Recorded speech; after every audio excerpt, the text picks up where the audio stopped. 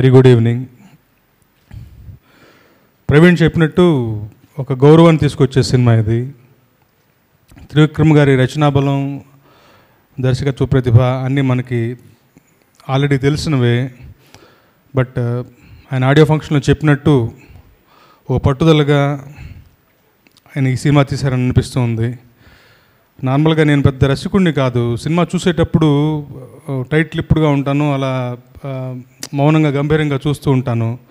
తెలియకుండా నాలో చిన్నపిల్లాడు ఫస్ట్ హాఫ్ మొత్తం అలా కేరింతలు పెట్టి నవ్వుతూ ఎంజాయ్ చేశాను. నాకు చాలా సంతోషంగా అనిపించింది. పర్సనల్గా నన్ను అలాంటి ఒక స్థితిలో తీసుకొచ్చేందుకు త్రివిక్రమ్ గారికి కృతజ్ఞతలు.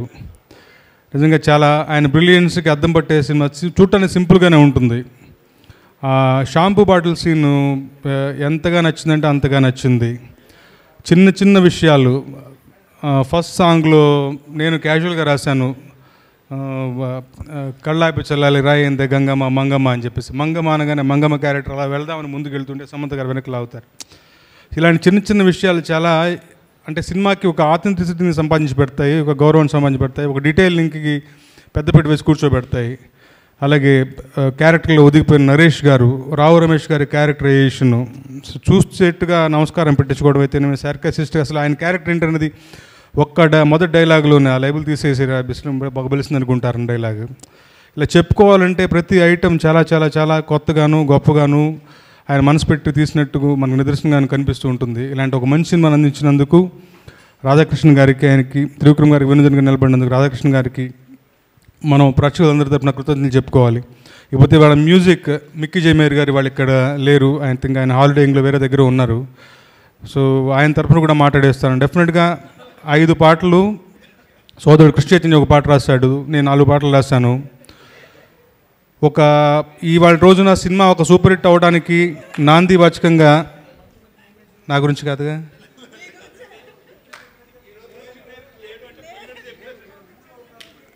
హాలిడేయింగ్ అని చెప్పాను సార్. ఆయన అంత మంచి మ్యూజిక్ ఇచ్చేవాడు, మరీ వెంటనే.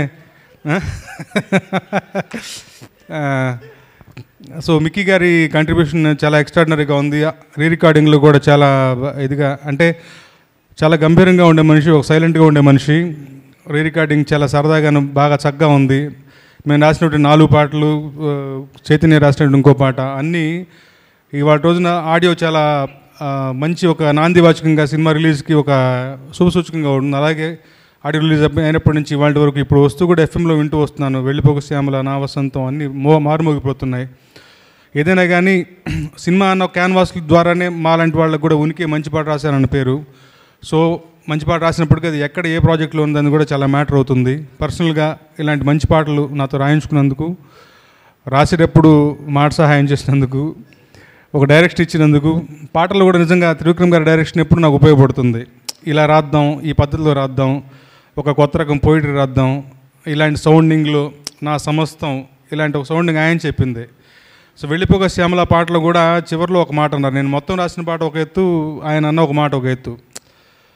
చీకటైన కోటలాగా నన్ను గెలిచేసి వదిలిపెట్టి నువ్వు నన్ను చీకటైన కోటలాగా చేసావు అన్నమాట చాలా గొప్ప మాట. సో అలా మాకు మాట సహాయం చేస్తుంటారు. అన్నిటికీ ఒక మంచి సినిమా చూపించినందుకు ఒక ప్రేక్షకుడిగాను టోటల్గా ఈ క్రెడిట్ మొత్తం త్రివిక్రమ్ గారికి చెందుతుంది, ఆయనకు వెన్నుదన్నుగా నిలబడిన రాధాకృష్ణ గారికి చెందుతుంది. మిగతా వాళ్ళందరూ కూడా నిమిత్త మాత్రులు, ఆయన అడుగు వేసిన వాళ్ళు మాత్రమే.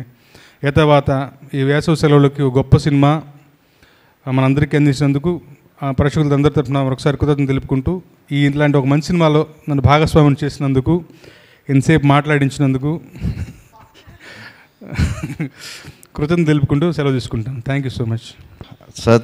Thank you Trivikram sir. నా ఫ్రెండ్ నితిన్ని నెక్స్ట్ లీగ్లో తీసుకెళ్ళి కూర్చోబెట్టారు. Thank you very much.